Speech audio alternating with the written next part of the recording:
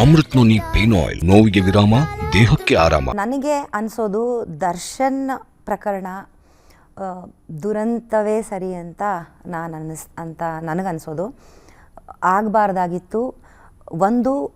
ಅಂತಹ ಒಂದು ದೊಡ್ಡ ಫ್ಯಾನ್ ಫಾಲೋಯಿಂಗ್ ಆಗಿರಬಹುದು, ಅಥವಾ ಆಗಲೇ ಒಂದು ಸ್ಟಾರ್ ಗಿರಿನ ಅನುಭವಿಸಿ ಒಂದು ಸ್ಥಾನದಲ್ಲಿ ಕೂತಂಥ ದರ್ಶನ್ನು ಅರ್ಧ ರಾತ್ರಿನಲ್ಲಿ ಕೊಡೆ ಹಿಡಿದೋ ಅಂಥ ಕೃತ್ಯನ ನಡೆಸ್ಬಿಟ್ರಾ ಅಂತ ಬೇಡಾಗಿತ್ತು. ಯಾಕಂದರೆ ಯಾವುದೇ ಒಂದು ಪರ್ಸನ್ಗೆ, ಯಾವುದೇ ಒಂದು ವ್ಯಕ್ತಿಗೆ ಒಂದು ಸ್ಥಾನಕ್ಕೆ ಬಂದು ನಿಂತಾಗ ಒಂದು ದೊಡ್ಡ ಜವಾಬ್ದಾರಿ ಬಂದುಬಿಡುತ್ತೆ. ಅದನ್ನು ಹೇಗೆ ನಿಭಾಯಿಸಬೇಕು ಅನ್ನೋದು ಕೂಡ ಒಂದು ದೊಡ್ಡ ಚಾಲೆಂಜ್ ಆಗಿಬಿಡುತ್ತೆ. ಅದು ಎಲ್ಲೋ ಎಡವು ದರ್ಶನ್ನು ಅಂತ ತುಂಬ ಬೇಸರ ಉಂಟು ಮಾಡುತ್ತೆ. ಒಂದು ಲಕ್ಷಾಂತರ ಜನ ಅವರನ್ನು ಆರಾಧಿಸ್ತಾ ಇರೋವಂಥ ಸ್ಥಾನದಲ್ಲಿ ನಿಂತ ದರ್ಶನ್ನು ಈ ಥರದ ಎಕ್ಸಾಂಪಲ್ನ ಸೆಟ್ ಮಾಡಿಬಿಟ್ರಾ ಅನ್ನೋದು ತುಂಬ ಬೇಸರ. ಆಗಬಾರ್ದಾಗಿತ್ತು ಇದು. ಅಂಥ ದರ್ಶನ್ನು ಈಗ ಜೈಲು ಸೇರಿದ್ದಾರೆ. ಅದು ಒಂದು ಈ ಥರದ್ದು ಒಂದು ಮರ್ಡರ್ ಇದು ವಿಷಯಕ್ಕೆ ಅನ್ನೋದು ತುಂಬಾ ಬೇಸರ. And psychologically it is very disturbing. Even to us it is very very disturbing. ಬೇಡ ಆಗಿತ್ತು ಅದು ಅಂತಲೇ ನನ್ನ ಅಭಿಪ್ರಾಯ. ಮತ್ತು ದರ್ಶನ್ಗೆ ಹ್ಯಾಂಡಲ್ ಮಾಡಲಿಕ್ಕೆ ಬರಲಿಲ್ವಾ ಅವರ ಆ್ಯಂಗರ್ನ, ಅಥವಾ ಒಂದು ಸಿಚುವೇಶನ್ ಇವಾಗ ಹಿಂಗಾಯಿತು, ಎಲ್ಲಿಯ ರೇಣುಕಾಸ್ವಾಮಿ, ಎಲ್ಲಿಯ ದರ್ಶನ್, ಇದೆರಡನ್ನೂ ಅದೇ ಉಗ್ರಲ್ಲಿ ಹೋಗೋದನ್ನ ಕೊಡಲಿ ಅಂತ ಹೇಳ್ತಾರಲ್ಲ, ಹಾಗೆ ಮಾಡ್ಕೊಂಬಿಟ್ರೆ ಆ ದರ್ಶನ್ನು ತುಂಬ ವೆರಿ ವೆರಿ ಮೈನ್ಯೂಟ್ ಅನ್ನೋವಂಥ ಒಂದು ಪ್ರಕರಣನ ಎಷ್ಟರ ಮಟ್ಟಿಗೆ ತಗೊಂಡು ಹೋಗ್ಬಿಡೋದು, ಸಾಯಿಸೇ ಬಿಡೋ ಅಂಥದ್ದು ಬೇಕಾಗಿರಲಿಲ್ಲ. ಎಷ್ಟೋ ಜನ ಹೇಳ್ತಾರೆ, ನಿನಗೆ ಆಗಿದ್ದರೆ, ನಿನಗೆ ಈ ಥರದ್ದೊಂದು ಮೆಸೇಜ್ ಬಂದಿದ್ದರೆ ಬಿಟ್ಟಿರ್ತಿದ್ರಾ ನೀವು ಸುಮ್ಮನೆ ಅಂತ. ಖಂಡಿತ ಸುಮ್ಮನೆ ಬಿಡ್ತಿರ್ಲಿಲ್ಲ, ಯಾರೂ ಸುಮ್ಮನೆ ಬಿಡಲ್ಲ, ಡಿಸ್ಟರ್ಬ್ ಆಗ್ತಾರೆ. ಬಟ್ ಅದನ್ನು ಯಾವ ರೀತಿ ಹ್ಯಾಂಡಲ್ ಮಾಡಬೇಕು ಆ ರೀತಿ ಹ್ಯಾಂಡಲ್ ಮಾಡಿಬಿಡ್ಬೋದಾಗಿತ್ತು. ಎಷ್ಟೋ ಕಡೆ ಎಷ್ಟೋ ಜನ ಇದಕ್ಕೆ ಆಲ್ರೆಡಿ ನಾನು ಹೇಳಾಗಿದೆ, ಅಥವಾ ಎಷ್ಟೋ ಜನ ಇದಕ್ಕೆ ಆಲ್ರೆಡಿ ಹಿಂಗೆ ಮಾಡಿದರೆ ಮುಗಿದು ಹೋಗಿರ್ತಿತ್ತಲ್ಲ. ಅದೇ ದುರ್ಗದ ಸ್ಟೇಷನ್ಗೆ ಒಂದು ಕಾಲ್ ಮಾಡಿಬಿಟ್ಟು, ಬೇಡ ಒಂದು ತನಿಖೆವರೆಗೂ ಅವರೇ ಪತ್ತೆ ಹಚ್ಚೋವರೆಗೂ ಹೋಗ್ಬಿಟ್ರು, ಏನು ಟ್ರೇಸ್ ಮಾಡಿಬಿಟ್ರು, ಇದು ನನಗೆ ಬರ್ತಾ ಇರೋದು ಮೆಸೇಜಸ್ಸು ಮತ್ತು ವಿಡಿಯೋ ಅಥವಾ ಅದೇನು ಬರ್ತಾಯಿತ್ತು, ಫೋಟೋಗ್ರಾಫಿ ಏನು ಬರ್ತಾಯಿತ್ತು, ಅಶ್ಲೀಲವಾಗಿರುವಂಥ ಮೆಸೇಜಸ್ ಆಗಿರ್ಬೋದು, ಅಥವಾ ಫೋಟೋಗ್ರಾಫ್ ಅವನ ಅಂಗಗಳ ಇಂದ ಬರ್ತಾಯಿತ್ತು, ಏನೇನೋ ಬರ್ತಾಯಿತ್ತು, ಪವಿತ್ರ ಗೌಡ ಅವ್ರಿಗೆ ಬರ್ತಾಯಿದ್ದು ಫೋಟೋ ಯಾರಿಂದ ಅಂತ ಹೇಳಿ, ಅದು ಚಿತ್ರದುರ್ಗದಿಂದ, ಅದು ಇದೇ ರೇಣುಕಾಸ್ವಾಮಿ ಅನ್ನೋದನ್ನು ಇವರು ಪೊಲೀಸರು ಮಾಡಬೇಕಾಗಿರೋ ಕೆಲಸ ಕೂಡ ಮಾಡಿಬಿಟ್ರು, ಇವರೇ ಮಾಡಿಬಿಟ್ರು ಅನ್ನೋದು. ಅಲ್ಲಿವರೆಗೂ ನೆಕ್ಸ್ಟ್ ಹಂತದವರೆಗೂ ಇವ್ರು ಹೋಗ್ಬಿಟ್ರು, ಸರಿ ಅದನ್ನೂ ಒಪ್ಕೊಳ್ಳೋಣ.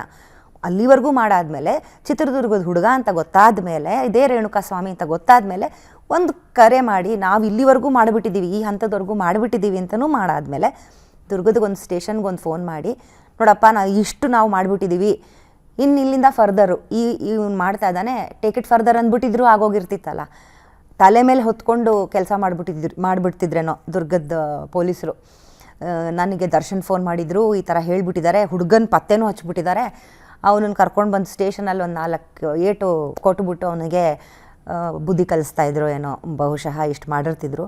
ಇಷ್ಟರ ಮಟ್ಟಿಗೆ ತಾವೇ ಕರೆಸ್ಕೊಂಡು, ಅದರಲ್ಲಿ ಇಂಟಾಕ್ಸಿಫಿಕೇಷನ್ ಅಂತಾರೆ, ಅಂದರೆ ಕುಡಿದ್ಬಿಟ್ಟು ನಶೆನಲ್ಲಿ ಹೊಡೆದು ಈ ಮಟ್ಟಕ್ಕೆ ಅವನಿಗೆ ಪನಿಷ್ ಮಾಡೋದು, ಅವನಿಗೆ ಸಾಯಿಸ್ಬಿಡೋ ಅಂಥದ್ದು ಬೇಡಾಗಿತ್ತು ಅಂತ ನನ್ನ ಅಭಿಪ್ರಾಯ. ಆ್ಯಂಡ್ ಇದೇ ಇಂಡಸ್ಟ್ರಿನಲ್ಲಿ ಸಿನಿಮಾನಲ್ಲಿ ಮಾಡೋ ಅಂಥ, ಅಂದರೆ ಸಿನಿಮಾಗಳಲ್ಲಿ ಮಾಡಿರ್ತಾರೆ ಇವರೇ, ದರ್ಶನ್ ಇದನ್ನು ಆ್ಯಕ್ಷನ್ ಮಾಡಿರ್ತಾರೆ, ಆ್ಯಕ್ಷನ್ಗಳಲ್ಲಿ ಡೈರೆಕ್ಟರ್ಗಳು ಮಾಡಿಸಿರ್ತಾರೆ, ಅಂಥದನ್ನು ತಾವೇ ಮಾಡಿಬಿಡುವಂಥದ್ದು ಸಿನಿಮಾ ಅಂದ್ಕೊಂಬಿಟ್ರೆ ದರ್ಶನ್ ಅಂತ ಅನಿಸುತ್ತೆ. It is not accepted at all. ನೀವು ಎಷ್ಟೋ ಇತಿಹಾಸ ತೆಗೆದು ನೋಡೋದಾದರೂ ಕೂಡ ನಮಗೆ ಸ್ಟಾರ್ಗಳು, ಅಂದರೆ ಇವಾಗ ಅಭಿಮಾನಕ್ಕೆ ಕೊರತೆ ಯಾವತ್ತಿಗೂ ಇರಲಿಲ್ಲ. ಎಲ್ಲ ನಟರಿಗೆ, ನಟಿಯರಿಗೆ ಅಭಿಮಾನಿಗಳು ಇದ್ದೇ ಇದ್ದು, ಯಾವ ಕಾಲದಲ್ಲಿ ತೊಗೊಂಡು ಹೋದ್ರೂ, ಯಾವ ಕಾಲಘಟ್ಟಕ್ಕೆ ನಾವು ಹೋದ್ರೂ ನಾವು ಪೂಜಿಸ್ತೀವಿ ಅವ್ರನ್ನ. ನಾವು ಇದೇ ನಾವು ಮಾತಾಡೋದಾದರೆ ನಮಗೆ ಅಣ್ಣವರು ಅಂದರೆ ಅವರ ಅಭಿನಯಿಸಿದಂಥ ಎಲ್ಲ ಪಾತ್ರಗಳೂ ಇವಾಗಲೂ ಅವ್ರನ್ನ ನಾವು ಹಾಗೇ ನೋಡ್ತೀವಿ. ನಮಗೆ ತುಂಬ ಇಷ್ಟ ಆಗ್ತಾರೆ. ಈಗ ಅವರ ಕಾಂಪಿಟೇಷನ್ ಅಂತ ನಾವು ನೋಡೋಕ್ಕೆ ಹೋದರೆ ಎಲ್ಲೋ ಒಂದು ಕಡೆ ಇನ್ನೊಬ್ಬ ನಟ ನಮಗೆ ಇಷ್ಟ ಆಗ್ತಾರೆ. ಅದೇ ವಲಯ ನಮಗೆ ಎಲ್ಲೋ ವಿಷ್ಣುವರ್ಧನ್ ಅಂದರೆ ತುಂಬ ಇಷ್ಟ ಆಗ್ತಿದ್ರು, ಈ ಕಡೆ ಅಂಬರೀಷ್ ಅಂದರೆ ತುಂಬ ಇಷ್ಟ ಆಗ್ತಾರೆ. ಎಲ್ಲೋ ಹೆಲ್ದಿ ಕಾಂಪಿಟೇಷನ್ನ ನೋಡ್ಕೊಂಡು ಬಂದ್ವಿ ನಾವು ಹೊರತು ಜಿದ್ದಿಯ ಅಭಿಮಾನಿಗಳನ್ನು ನಾವು ನೋಡೇ ಇರಲಿಲ್ಲ. ಇದು ಬ್ಯಾಡ್ ಡೆವಲಪ್ಮೆಂಟ್ ನಡೆಯೋವಂಥದ್ದು. ವಾರ್ಗಳು ನೋಡ್ತಿರ್ಲಿಲ್ಲ ನಾವು.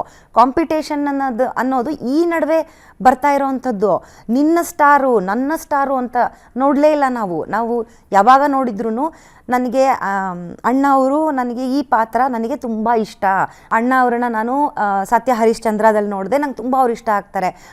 ವಿಷ್ಣುವರ್ಧನ್ ಅವ್ರನ್ನ ನಾನು ಬಂಧನನಲ್ಲಿ ನೋಡಿದೆ, ನನಗವ್ರು ತುಂಬ ಇಷ್ಟ ಆಗ್ತಾರೆ. ಸೊ ಈ ಥರದ್ರಲ್ಲಿ ಕಾಂಪಿಟೇಷನ್ ನಾವು ನೋಡ್ತಾ ಇರಲಿಲ್ಲ. ಅವ್ರನ್ನ ಒಬ್ರನ್ನೊಬ್ರನ್ನ ಹಿಂಗೆ ನೋಡ್ತಾ ಬರ್ತಾ ಹೋದ್ವಿ ಹೊರತು ಎಲ್ಲೂ ನೀನು ಸತ್ಯ ಹರಿಶ್ಚಂದ್ರ ಮಾತ್ರ ನೋಡಬೇಕು, ಬಂಧನ ನೋಡಲೇಬಾರ್ದು ನಾವು ಹಂಗೆ ಹೇಳ್ತಾ ಇರಲಿಲ್ಲ. ಈಗ ಹಂಗಲ್ಲ. ನೀನು ದರ್ಶನ್ನ ನೋಡ್ತೀಯಾ ಅಥವಾ ಈ ಕಡೆ ಸುದೀಪ್ನ ನೋಡ್ತೀಯಾ, ಯಾರನ್ನ ನೋಡ್ತೀಯಾ ಅಥವಾ ಅಪ್ಪನ ನೋಡ್ತೀಯಾ, ಈ ಥರ ಜಿದ್ದಿ ಸ್ಟಾರ್ ವಾರ್ಗಳನ್ನ ನೋಡ್ತಾ ಇದ್ದೀವಿ. ಹೆಲ್ದಿ ಕಾಂಪಿಟೇಷನ್ ನೋಡ್ತಾ ಇಲ್ಲ ನಾವು. ಜಿದ್ದಿಯ ಕಾಂಪಿಟೇಷನ್. ನೀನು ಅವರ ಅಭಿಮಾನಿ ಆದರೆ ಮಾತ್ರ ನಿನಗೆ ಜಯಕಾರ. ನೀನು ಎಲ್ಲಿ ಹೋಗ್ತಿದೆ ಇಂಡಸ್ಟ್ರಿ? ಆಮೇಲೆ ಒಂದೇ ಇಂಡಸ್ಟ್ರಿನಲ್ಲಿ ಎಲ್ಲರೂ ಒಟ್ಟಿಗೆ ನಿಂತು ಬೆಳೆಸಿದಂಥ ಇಂಡಸ್ಟ್ರಿನ ನೋಡಿದ್ವಿ ನಾವು. ಇದು ಹಂಗೆ ಆಗ್ತಾ ಇಲ್ಲ.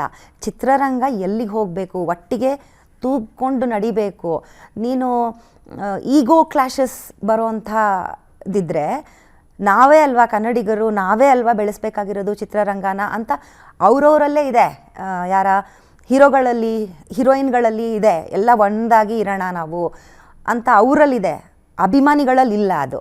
ನೀನು ದರ್ಶನ್ ಅಭಿಮಾನಿ ಆದರೆ ಮಾತ್ರ ಎಂಟ್ರಿ ನಿನಗೆ, ನೀನು ಸುದೀಪ್ ಅಭಿಮಾನಿ ಆದರೆ ಮಾತ್ರ ನಿನಗೆ ಎಂಟ್ರಿ, ನೀನು ಅಪ್ಪು ಅಭಿಮಾನಿ ಆದರೆ ಮಾತ್ರ ನಿನಗೆ ಎಂಟ್ರಿ. ಹಂಗೆ ಆಗ್ತಾ ಇದೆ. ಏನು ಸೋಷಿಯಲ್ ಮೀಡಿಯಾಗಳಲ್ಲಿ ನೋಡ್ತಾ ಇದ್ದೀವಲ್ಲ. ಇಟ್ ಈಸ್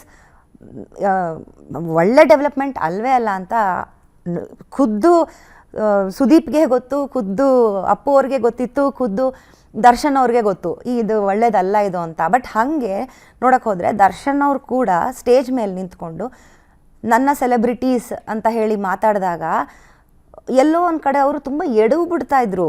ಅಂದರೆ ಅವ್ರನ್ನ ಬೆಳೆಸ್ತಾ ಇದ್ರು. ಹಾಗೆ ಅದಿಷ್ಟ ಆಗ್ತಿರ್ಲಿಲ್ಲ ಯಾರಿಗೇ ಆದ್ರೂ. ಯಾವ ನಟ ಕೂಡ ನಾವೆಲ್ಲ ಒಂದು ಅಂತಲೇ ಇರಬೇಕೇ ಹೊರತು ಎಲ್ಲೂ ನನ್ನ ಅಭಿಮಾನಿಗಳು ಹೌದು ತುಂಬ ಖುಷಿಯಾಗತ್ತೆ. ಒಬ್ಬರು ನಿಮ್ಮ ಅಭಿಮಾನಿ ಸರ್, ನಾನು ನಿಮ್ಮ ಅಭಿಮಾನಿ ಮೇಡಮ್ ಅಂತ ಹೇಳ್ಕೊಂಡಾಗ ಖುಷಿಯಾಗತ್ತೆ ಹೌದು. ಬಟ್ ಎಷ್ಟು ಮಟ್ಟಿಗೆ ಅದನ್ನು ಬೆಳೆಸಬೇಕು, ಎಷ್ಟರ ಮಟ್ಟಿಗೆ ಅದನ್ನು ಜೈಕಾರ ಹಾಕಿಸ್ಕೋಬೇಕು ಅನ್ನೋದು ಕೂಡ ದರ್ಶನ್ ಎಲ್ಲೋ ತುಂಬ ಮಿತಿ ಮೀರ್ಕೊಂಡ್ಬಿಡ್ತಾ ಇದ್ರಾ, ಮಿತಿ ಮೀರಿ ಅವ್ರನ್ನ ಸಪೋರ್ಟ್ ಮಾಡಿಬಿಟ್ರಾ ಅಥವಾ ಬೆಳೆಸ್ಬಿಡ್ತಾ ಇದ್ರಾ ನೋಡಿ. ಎಲ್ಲೋ ಅಸೋಸಿಯೇಷನ್ಸ್ಗಳು ಅಂದರೆ ದರ್ಶನ್ ಅಭಿಮಾನಿಯ ಫ್ಯಾನ್ ಫಾಲೋಯಿಂಗು ಅಸೋಸಿಯೇಷನ್ಸು ಅಂತ ನಾವು ನೋಡ್ಕೊಂಡು ಬಂದಾಗ ಇವಾಗ ವಿಷಯಗಳು ಬರ್ತಾ ಇದ್ದಾಗ ರೌಡಿ ಶೀಟರ್ಸ್ಗಳು ಅವ್ರನ್ನೆಲ್ಲ ಬೆಳೆಸ್ತಾ ಇದ್ರು, ದುಡ್ಡು ಕೊಟ್ಟು ಬೆಳೆಸ್ತಾ ಇದ್ರಂತೆ. ಅವ್ರುಗಳಿಗೆಲ್ಲ ಇತಿಹಾಸ ತೆಗಿತಾ ಹೋದರೆ ರೌಡಿಗಳಿದ್ರಂತೆ ಅದರಲ್ಲಿ ಅಂತ. ಅಭಿಮಾನಿಗಳು ಎಲ್ಲಿ? ಸಿಂಪಲ್, ಇವಾಗ ರೌಡಿ ಶೀಟರ್ಗಳಿಗೆ ದುಡ್ಡು ಕೊಡೋದು ಯಾಕೆ ಬೇಕು? ರೌಡಿ ಶೀಟರ್ಸ್ಗಳು ಅಭಿಮಾನಿ ವಲಯಕ್ಕೆ ಸೇರಿಸ್ಕೊಳ್ಳೋದು ಎರಡೂ ಬೇರೆ ಬೇರೆ ಆಗುತ್ತಲ್ವ. ಆವಾಗ ಅಭಿಮಾನಿಗಳು ಅಭಿಮಾನಿಯಾಗೇ ಇರಬೇಕೇ ಹೊರತು ರೌಡಿ ಶೀಟರ್ಸ್ಗಳಿಗೆ ದುಡ್ಡು ಕೊಟ್ಟು ಸಾಕು ಅಂಥದ್ದು ಏನಿರಬೇಕು? ಇರ್ಕೂಡ್ದು ಅಲ್ವಾ. ಅದೇ ಬೇರೆ ಇದೇ ಬೇರೆ. ನನ್ನ ಅಭಿಪ್ರಾಯ ಒಂದು ಅಭಿಮಾನಕ್ಕೆ ಬೆಲೆ ಕಟ್ಟೋದಕ್ಕೆ ಸಾಧ್ಯವೇ ಇಲ್ಲ. ಇವ್ರು ಬೆಲೆ ಕಟ್ತಾ ಕೂತ್ಕೊಂಡ್ಬಿಟ್ರಲ್ಲ ದರ್ಶನ್ನು, ಅದು ತಪ್ಪು ಅಂತ ನಾನು ಹೇಳೋದು. ಈಗ ಪೊಲೀಸ್ ತನಿಖೆಗಳಲ್ಲೇ ನಮಗೂ ಗೊತ್ತಾಗ್ತಾ ಇರೋದು ದಟ್ ಒಂದು ಸಿಂಡಿಕೇಟ್ನೇ ಕ್ರಿಯೇಟ್ ಮಾಡ್ತಾಯಿದ್ರು. ಅದರಲ್ಲೇ ಒಂದು ಹೇಳ್ತಾ ಹೋಗ್ತಾ ಇದ್ದಾರೆ ದಟ್ ಇವರು ಬೆಳೆಸ್ತಾ ಇದ್ದಾರೆ ಯಾರನ್ನ, ಒಂದು ಅವ್ರನ್ನವರು ಪ್ರಮೋಟ್ ಮಾಡ್ಕೊಳ್ಳೋದಕ್ಕೋಸ್ಕರ. ನಾವು ಸಲಹಿದ ಕೈಗಳು ನಮ್ಮ ನೋವಿಗೆ ಸ್ಪಂದಿಸಿದಾಗ ಆಗುವ ಸಂತೋಷ. ಅಮೃತ್ ನೋನಿ ಪೇನ್ ಆಯಿಲ್, ನೋವಿಗೆ ವಿರಾಮ, ದೇಹಕ್ಕೆ ಆರಾಮ. ಇವರು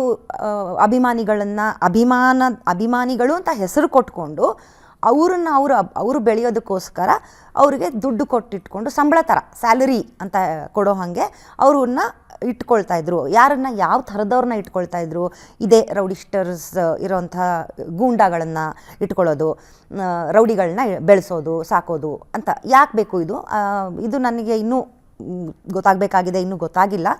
ಬಟ್ ನಾನು ಹೇಳೋದು ಪ್ರತಿಯೊಬ್ಬರು ಇವಾಗ ನೋಡಿ ಸಿಂಪಲ್ ಇವಾಗ ನನ್ನ ಸೋಷಿಯಲ್ ಮೀಡಿಯಾ ಅನ್ನೋದು ಎಷ್ಟರ ಮಟ್ಟಿಗೆ ಪ್ರತಿಯೊಬ್ಬರನ್ನು ಆವರಿಸ್ಕೊಂಡ್ಬಿಟ್ಟಿದೆ ಅಂತಂದರೆ, ಇಲ್ಲೂ ಒಂದು ನಾಟ್ ಜಸ್ಟ್ ಹೀರೋಗಳು ಅಥವಾ ಒಂದು ಆ್ಯಕ್ಟ್ರೆಸಸ್ಸು ಅಂಥವರು ಮಾತ್ರ ಅಲ್ಲ, ಸಿಂಪಲ್ ಕಾಮನ್ ಪೀಪಲ್, ನಾನು ನೀವು ಥರದವರೇ ಆಗಿರಬಹುದು.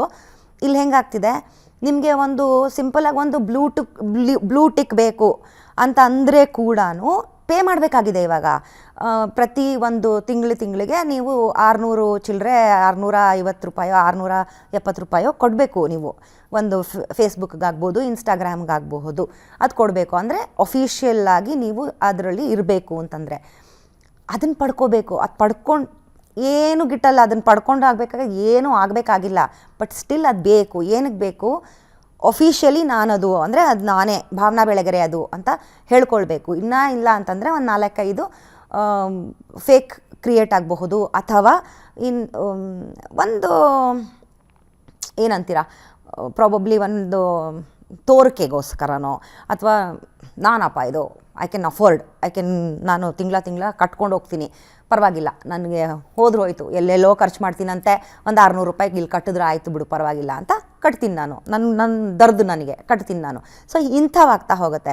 ಹೀಗೆ ನಾನೇ ಕಟ್ತೀನಿ ಅಂದಮೇಲೆ ಇನ್ನು ದರ್ಶನೋ ಇನ್ಯಾರೋ ಒಂದು ಹೀರೋಗೇನಾಗುತ್ತೆ, ಒಂದು ಪ್ರೊಡ್ಯೂಸರ್ಗೇನಾಗುತ್ತೆ, ನಂದೊಂದು ಸಿನಿಮಾ ಬರ್ತಿದ್ಯಪ್ಪ, ನಂದೊಂದು ಸಿನಿಮಾಗೆ ಅಕಸ್ಮಾತು ಒಂದು 5 ಲಕ್ಷ ಜನ ಓ ಅಂತ ಜಯಕಾರ ಹಾಕೋರು ಬೇಕು, ಅದಕ್ಕೊಂದು 5 ಲಕ್ಷ ಖರ್ಚು ಮಾಡು ಅಂತಂದರೆ, ಎಷ್ಟೋ ಖರ್ಚು ಮಾಡಿಬಿಟ್ಟಿದ್ದೀನಿ ಇವಾಗ ಆಗಲೇ ನಾನು, ಇನ್ನೊಂದು 5 ಲಕ್ಷ ಏನಾಗ್ಬಿಡುತ್ತೆ, ಖರ್ಚು ಮಾಡಿಬಿಡೋಣ ಬಿಡು, ಈ ಸಿನಿಮಾಗೋಸ್ಕರ ನಾನೊಂದು 5 ಲಕ್ಷ ಅಭಿಮಾನಿಗಳನ್ನ ಹುಟ್ಟಾಕ್ಬಿಟ್ರೆ ಆಯ್ತು ಬಿಡು, ಹುಟ್ಟಾಕೋಣ ಬಿಡು ಅಂತ ಹುಟ್ಟಾಕ್ತಾರೆ ಪ್ರೊಡ್ಯೂಸರ್ಸು ಅಭಿಮಾನಿಗಳನ್ನು. ಆ ಅಭಿಮಾನಿ 5 ಲಕ್ಷಕ್ಕೋಸ್ಕರ ಇಲ್ಲೊಂದು 5 ಲಕ್ಷ ಜನ ಒಂದೊಂದು 1000 ಕೊಟ್ಬಿಡೋಣ ಒಂದು 5 ಲಕ್ಷ ಜನಕ್ಕೆ ಅಂತ ಒಂದು ಪ್ರೊಡ್ಯೂಸರು ಒಂದು ಸಿನಿಮಾ ಕೊಟ್ಟಿರ್ತಾನೆ. ನೆಕ್ಸ್ಟ್ ಸಿನಿಮಾಗೆ ಇನ್ನೊಬ್ಬ ಬರ್ತಾನೆ, ಅದೇ ದರ್ಶನ್ಗೆ 5 ಲಕ್ಷ ಜನ ಅಭಿಮಾನಿನ ಒಂದು ಪ್ರೊಡ್ಯೂಸರ್ ಹುಟ್ಟಾಕ್ದ. ನೆಕ್ಸ್ಟ್ ಪ್ರೊಡ್ಯೂಸರ್ ಬರ್ತಾನೆ, ಇನ್ನೊಂದು ಸಿನಿಮಾ ದರ್ಶನ್ಗೆ ಮಾಡ್ತೀನಿ ಅಂತ. ಈ 5 ಲಕ್ಷ ಜನನ ಒಂದು ಪ್ರೊಡ್ಯೂಸರ್ ಹುಟ್ಟಾಕಿ ಹೋಗ್ಬಿಟ್ಟಿದ್ದಾನೆ. ನೆಕ್ಸ್ಟ್ ಜವಾಬ್ದಾರಿ ಆ 5 ಲಕ್ಷ ಜನನ ಸಾಕೋದು ಇನ್ನೊಂದು ಪ್ರೊಡ್ಯೂಸರ್ಗಾಯಿತು. ದರ್ಶನ್ ಏನೂ ಮಾಡಬೇಕಾಗಿಲ್ಲ, ಮತ್ತೆ 5 ಲಕ್ಷ ಜನನ ಈ ಪ್ರೊಡ್ಯೂಸರ್ ಸಾಕಬೇಕು. ಇದು ರೊಟೇಟ್ ಆಗ್ತಾ ಹೋಗುತ್ತೆ. ನೆಕ್ಸ್ಟ್ ಪ್ರೊಡ್ಯೂಸರು ಈ 5 ಲಕ್ಷ ಜನನ ಇನ್ನೂ 5 ಲಕ್ಷ ಜನನ ಕರ್ಕೊಂಡು ಬರ್ತಾನೆ.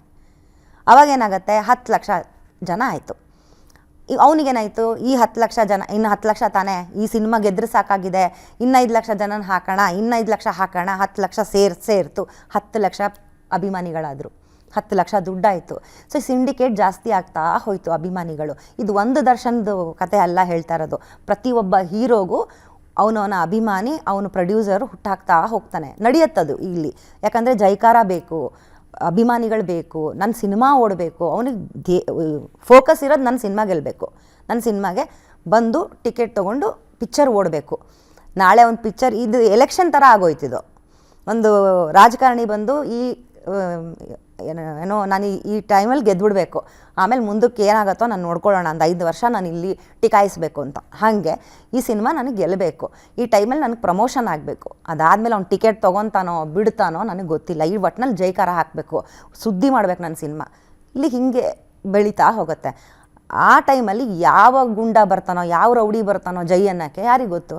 ಅದಾದಮೇಲೆ ಇಂಥ ಪ್ರಕರಣಗಳಾಗ್ಬಿಟ್ರೆ ಯಾರು ಹೊಣೆ?